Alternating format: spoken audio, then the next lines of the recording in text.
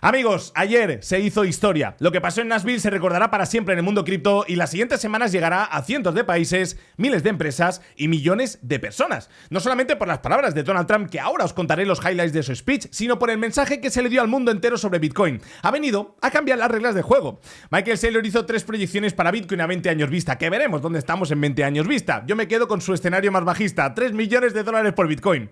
Su escenario base, $13 millones por Bitcoin, y su escenario alcista, $49 millones por Bitcoin. Dice que el precio de BTC se desacelerará gradualmente hasta que crezca aproximadamente el doble de rápido que el S&P500, y esta proyección está basada en que de un 5 a un 10% de la riqueza mundial entre en este activo en los siguientes años.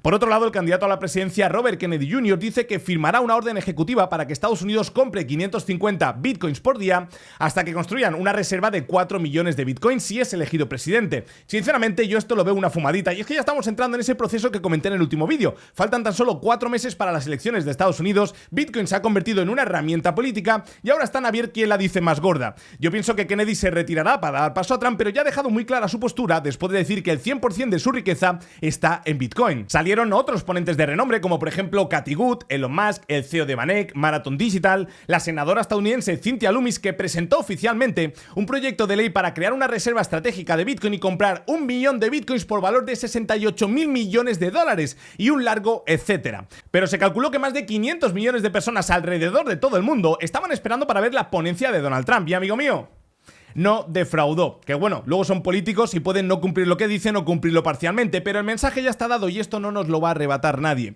Hay personas que dicen, ¿pero qué mensaje, Carlos, si el precio no ha subido, tío? Levanta la cabeza y mira lo que se viene en los siguientes años, sal de la jungla del corto plazo y entiende las reglas de juego, porque es así como realmente podrás generar riqueza en el largo plazo. En el corto plazo estás buscando pues dar el pelotazo para dejar tu trabajo, para jubilarte, para comprarle un Ferrari a tu suegra o cualquier cosa de estas. El dinero se hace en el largo plazo y, amigo, te digo algo, todo llega muchas veces incluso antes de lo que pensamos si hacemos las cosas bien. Bueno, el esperamos futuro presidente de Estados Unidos, Donald Trump, dejó muy clara su postura. El primer día de su mandato promete despedir al enemigo público número 1 de Bitcoin y actual presidente de la SEC, Gary Gensler, para poner a alguien en su mandato con conocimiento sobre este ecosistema.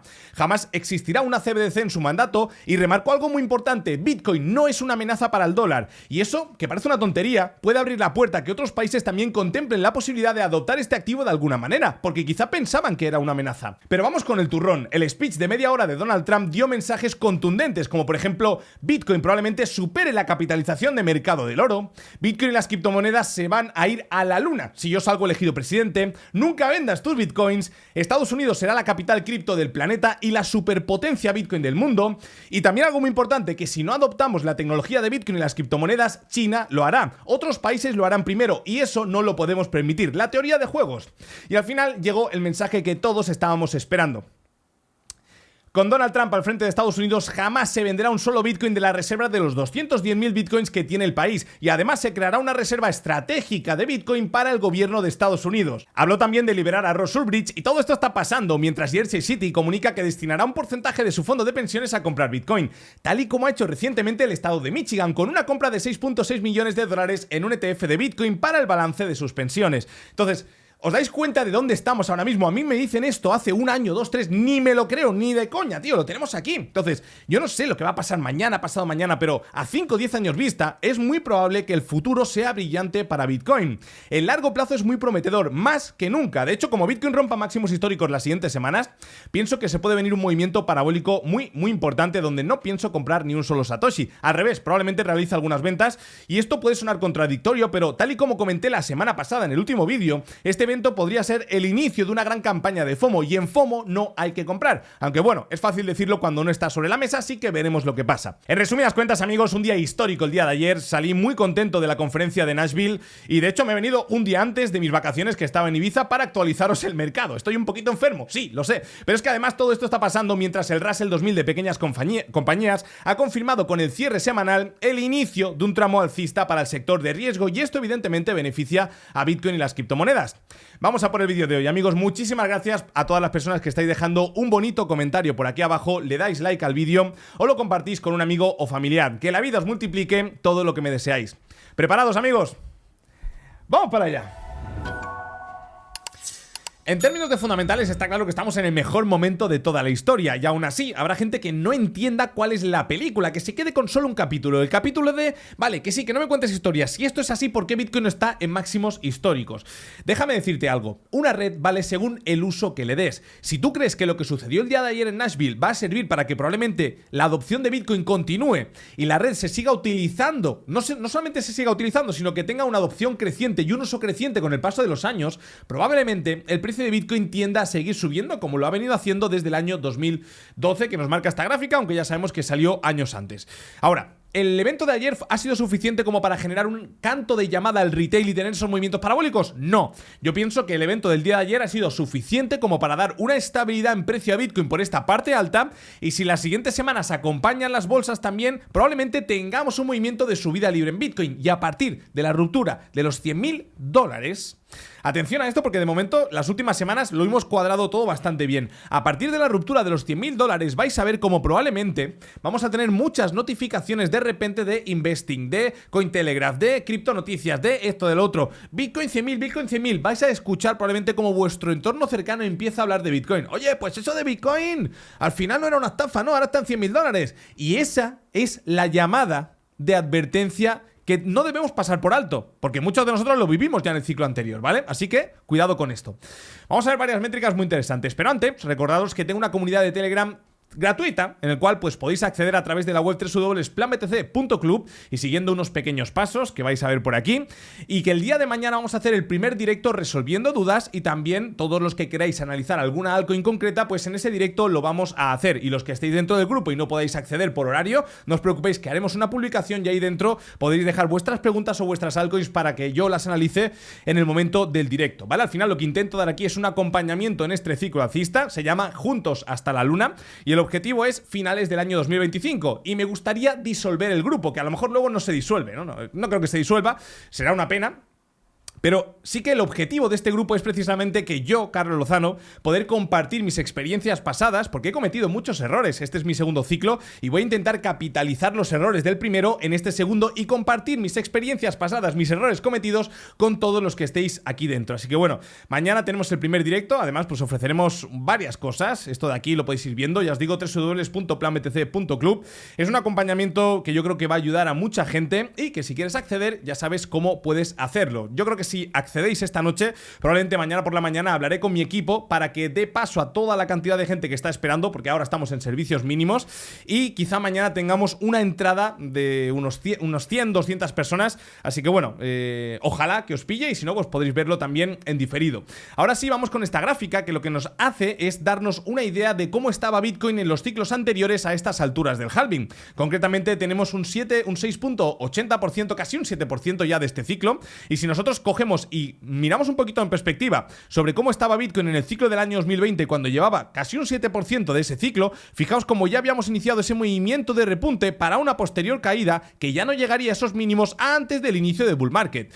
¿Cómo estaba Bitcoin en un 7% del ciclo en el año 2016? Pues fijaos que ya con sus más y sus menos lo único que estaba haciendo era coger nivel, coger altura, hasta que llega un punto pues parabólico, que yo pienso que ese movimiento parabólico podría llegar a partir de que Bitcoin rompa los $100.000. Ahí podríamos tener una corrección similar a la de enero del año 2021, ¿recordáis? Y a partir de esa corrección entrar en un tirón parabólico que veremos si acaba llegando el bull run y cómo nos pilla. Ahora también, si nos fijamos cómo estaba Bitcoin en el ciclo del año 2012 a un 7% de ese ciclo, fijaos que ya estábamos prácticamente en subida libre, y esto lo podemos complementar también con esta otra métrica que ya traje cuando Bitcoin cotizaba en $53.000, y estábamos hablando de niveles clave a tener en cuenta.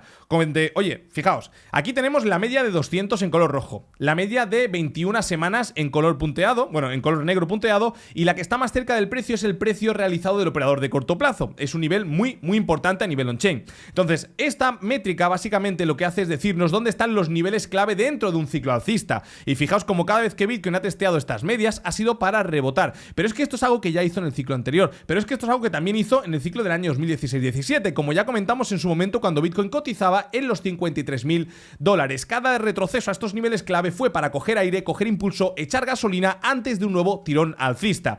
Y sobre todo esta métrica la podemos complementar muy bien con esta otra, que al final lo que nos dice es que la capitulación minera en este ciclo post-halving ha llegado a su fin. Después de cada halving en todos los ciclos hemos tenido una capitulación minera. ¿Por qué? Hombre, pues porque yo ayer cobraba, me lo invento, X, ahora cobro la mitad de esas X en Bitcoin, ¿no? Entonces, porque el halving ya sabéis que reduce a la mitad la cantidad de Bitcoin que reciben los mineros por desbloquear un bloque. Esto no todos los mineros lo aguantan, muchos capitulan, venden, incluso venden sus máquinas y se van del ecosistema.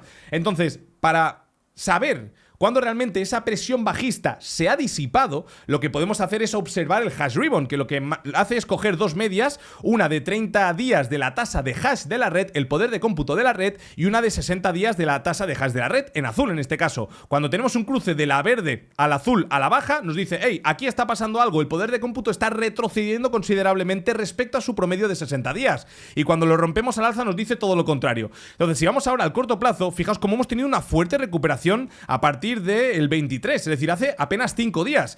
Y esto es una señal muy bullish. Diréis, ¿por qué? Bueno, pues porque si yo me voy a ver todos los ciclos anteriores, me doy cuenta que después del halving siempre hemos tenido una capitulación. Por ejemplo, en el ciclo del año 2000... en este ciclo de aquí, que fue el primero de todos, fijaos que el halving fue por estos niveles de aquí, y después de esta primera capitulación minera, lo que tuvimos es el inicio del bull market, ¿vale? Es decir, la primera capitulación minera después del halving de Bitcoin es la importante. Y cuando finaliza, pues ahí nos da una visión mucho más amplia de lo que está por venir. Así como también sucedió lo mismo en el ciclo del año 2016. Por aquí tuvimos el halving, aquí tuvimos la primera capitulación minera, y cuando salíamos de esa capitulación minera, estábamos ya a las puertas del superciclo alcista. Y también sucedió algo muy similar en el ciclo del año 2020-21, cuando teníamos el halving por todas estas zonas de aquí, en plena capitulación minera. Cuando salíamos de la capitulación minera, tuvimos un impulso muy importante, algo muy similar quizá a lo que estamos viendo ahora, lateralización, corrección, que ya no llegó a los mínimos anteriores. Esto es algo muy similar a, imaginaos, si Bitcoin vuelve a retroceder a niveles de los 62, 63 o va a cerrar el gap a los $58.000.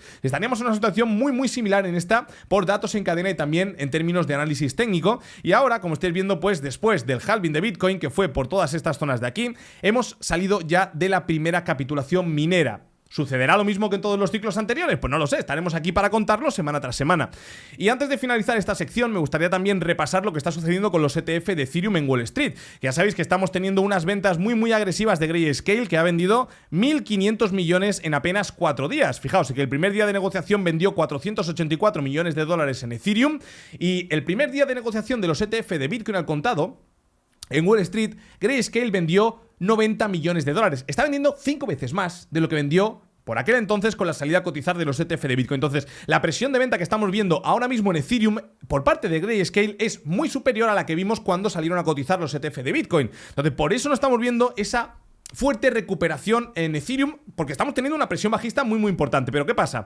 Que probablemente después de estas ventas llega a un punto de equilibrio muy pronto, y eso es algo muy positivo. Yo le doy entre 1 y 2 semanas más para que sigan realizando este tipo de ventas, y quizá Ethereum, hasta que no vea algún día de pausa o algún día incluso verde por parte del ETF de Grayscale, no tenga alguna recuperación muy importante y se mantenga por la parte baja de esta onda plana. Pero a tener en cuenta es que a pesar de estas ventas, el cómputo global el cómputo global, efectivamente, el primer día fue positivo y los 3 siguientes días fueron negativos, que han sido negativos con unos 341 millones de dólares de salidas. Pero es que aquí vemos como realmente este es el ETF de Grayscale. Lo único que ha hecho ha sido comprar, y está entrando en una velocidad crucero de compra de entre 70 y 80 millones todos los días. Así que pienso que una vez que salga la presión de venta de Grayscale, podemos tener esa recuperación en Ethereum que lo lleve a máximos históricos y se ajuste así al precio que Bitcoin está atacando respecto a su gráfica. Bueno, vamos a verlo a la sección de análisis técnico.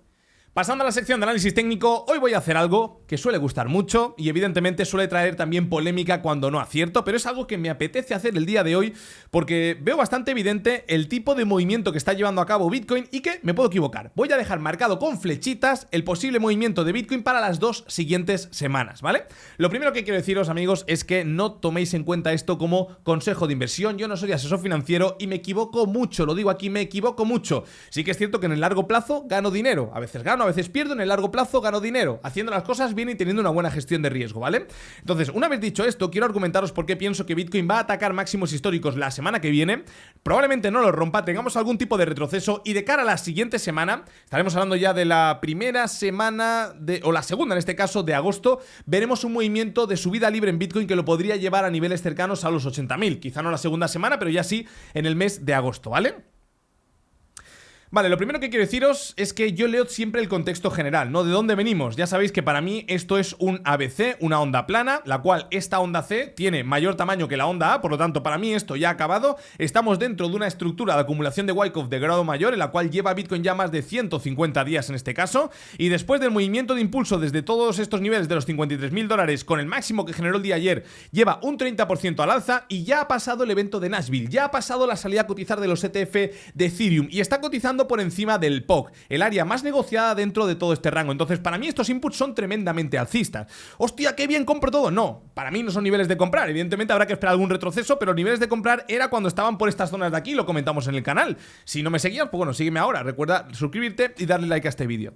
Entonces, fijaos, si yo realmente me tuviera que preocupar, ¿qué debo ver yo para preocuparme? Lo primero, cómo pierde el POC en este caso, y lo veo cotizar por debajo niveles de los $63.000, cosa que a priori pues parecería un retroceso normal, pero ya perdería el momentum este que lleva, y por la etapa de mercado en la cual nos encontramos, que ahora analizaremos el Russell 2000 también, pienso que es más factible un movimiento de ataque a máximos. Es decir, pienso que lo primero que tenemos que hacer es trazar esto de aquí, directriz bajista que conecta los máximos decrecientes, y ver cómo aún no los hemos testeado, aunque nos hemos quedado cerca. Entonces, yo pienso que podríamos tener este movimiento de impulso esta semana, movimiento de ataque hacia estas zonas, 70.000, más o menos, sí, 70.000, 70.000, no podemos descartar esto, movimiento correctivo hacia el POC, ya confirmarlo como soporte claramente porque ahora está ligeramente por arriba, pero después de este impulso, un testeo a estas zonas, para mí sería una confirmación, evidentemente si veo un quiebre de estructura de este movimiento bajista por estas zonas en temporalidades inferiores, de que el siguiente tramo ya sí que va a volver a atacar máximos. Entonces yo esperaría que para la primera semana de agosto tuviéramos este movimiento de impulso,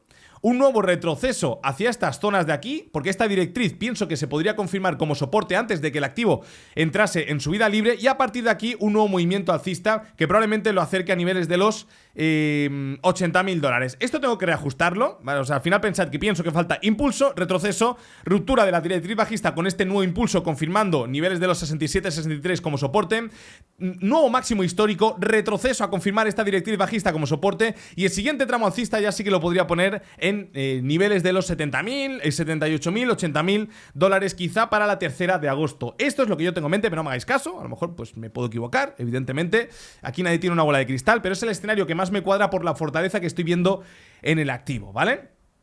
Así que bueno, una vez dicho esto, iremos viendo los siguientes días si este escenario se cumple, si no se cumple. ¿Yo qué haría? Primero, esperarme a este movimiento de retroceso después de la ruptura de esta directriz bajista. Esta para mí sería una potencial zona de compra. Si no, una vez que la rompamos, la directriz bajista, el siguiente testeo a esta directriz, ver, analizar el mercado cómo se encuentra y a partir de aquí valorar también longs, pero a partir de la ruptura de máximos históricos pues pienso que ya se acaba la oportunidad de comprar hasta que tengamos de nuevo un testeo de estos niveles, pero ya como soporte, que quizá acabe llegando para septiembre, octubre. Lo veremos. Ahora, si yo me voy a gráfica semanal, fijaos que estamos dejando un movimiento muy interesante. Tenemos aquí abajo un valle de color rojo. Lo que nos está hablando este movimiento de color clarito es que el movimiento bajista ya está bastante desarrollado, y lo que yo esperaría es que tuviéramos una semana más por estas zonas de aquí y la segunda semana de agosto ese movimiento de subida, ¿vale? Entonces a partir de ahí pienso que podríamos entrar con un valle de color verde en el MACD. Pienso que el ADX, que nos marca la fortaleza del movimiento, podría darse la vuelta indicándonos fortaleza en este movimiento alcista, y de nuevo la media azul se podría cruzar a la naranja en este caso del MACD, indicándonos que está iniciando un fuerte movimiento alcista. Recordad, podéis poner aquí también en TradingView el hash ribbon, que es un indicador que yo ya comenté en mi comunidad que todo el mundo hablaría esta semana o la que viene. Ya vais a ver cómo la semana que viene todo el mundo pues va a estar hablando del hash ribbon, pero esto al final estamos viendo una señal atrasada. El buen punto de compra era aquí. Entonces, ¿qué es lo que pienso que puede suceder? Fijaos, eso os he comentado ya de grado menor, lo que pienso que puede suceder. Ahora, de grado mayor, para mí, esto es lo siguiente, fijaos. Estamos hablando que esto es un movimiento en 1, 2, 3, 4, 5. Esto es una onda 1, aquí tenemos una ABC, esto es una onda 2, aquí tenemos 1, 2, 3...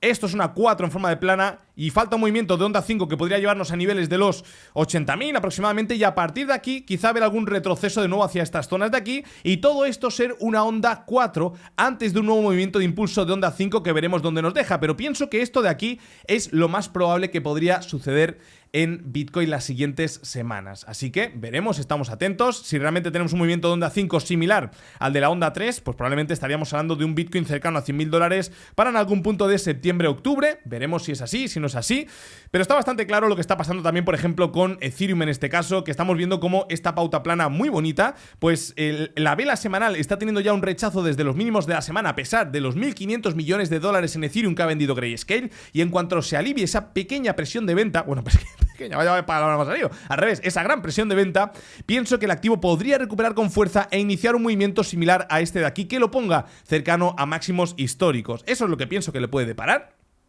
En este caso, Ethereum, si pasamos a Cardano, pues más de lo mismo. Pienso que está relativamente cerca de iniciar, o ya ha iniciado, mejor dicho, un movimiento de impulso de onda 3. Lo que pasa que la onda 3 realmente, cuando sale volando al alza, es cuando rompe el máximo de la onda 2. ¿Por qué? Porque hasta este punto, todo el mundo, todo el mercado, va a estar interpretando esto como un rebote tal y como fue este rebote. Pero en el momento que rompa los máximos de la onda 2, aquí es donde vamos a ver movimientos parabólicos, porque todo el mercado ya interpretará que esto es una onda 3. Entonces, el mejor punto de compra por estructura de Wyckoff, que no lo tengo preparado, pero bueno, os lo voy a poner aquí, porque a lo mejor os puede interesar y os puede gustar. Es esta de aquí, fijaos, este manual me lo sé, como buen friki pues me lo he estudiado, fijaos, es esto de aquí, aquí lo tenéis. Paso 1, ¿vale? Tenemos que ver este quiebre de estructura. Aquí estamos hablando de un movimiento bajista, impulso que rompe el máximo que llevó al activo a esta zona de mínimos. ¿Eso dónde lo tenemos en Cardano? Pues bueno, eso en Cardano lo tenemos aquí, con este máximo, ¿verdad? ¡Pum! Tenemos este alto más alto y ahora estamos retrocediendo. Claro, no sabemos si vamos a perforar estos bajos o no. Bajo mi punto de vista, no lo vamos a perforar. Ya estamos en zona de mínimos en Cardano antes de un movimiento de impulso fuerte. ¿Me equivoco? Pues me equivocaré y aquí quedaré retratado en un futuro. Me da igual, es lo que pienso realmente, ¿no? Entendiendo que no tengo una bola de cristal. Entonces, después de este retroceso, el paso 2 es comprar en la parte inferior de la onda 2. Pero claro, ¿cómo lo sabes? Bueno, pues te trazas un retroceso de FIBO desde el mínimo hasta el máximo del impulso de onda 1, que se confirmará que es una onda 1 cuando se rompe el máximo de la misma. Ahí todo el mundo entra loco a comprar. Y en este caso, fijaos que el manual de Wyckoff, de Elliott en este caso, te dice que niveles del 38.2 al 61.8 son niveles óptimos para comprar. Y en este caso, fijaos cómo Cardano se encuentra entre un 50 y un 61.8, habiendo retrocedido bastante más con este el mínimo de la vela del 1 de julio. Entonces, a partir de aquí, lo que cabe esperar es este movimiento de impulso. Y una vez que rompe todas estas zonas, lo que te dice es que tomes parciales. Pero a ver si sale por aquí. Si el mercado decide se hicieron a uno. No lo he encontrado, os quería enseñar una cosa, pero es que esto lo estoy improvisando.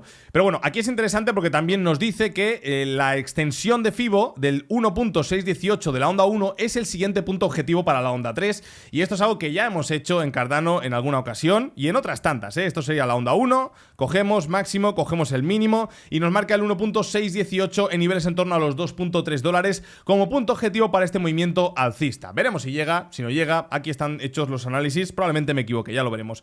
Luego también tenemos, por ejemplo, a INJ con una estructura muy interesante. Todo lo que sea retroceder hacia niveles de los 22 dólares yo lo considero muy buen punto de compra. Si pasamos, por ejemplo, a Matic, Matic quería traerlo en gráfica mensual porque hay mucha gente que esto quizá no lo está contemplando, y es que en Matic estamos dejando una bonita figura triangular. Las figuras triangulares tienen 5 ondas, ¿vale? 5 ondas. La primera...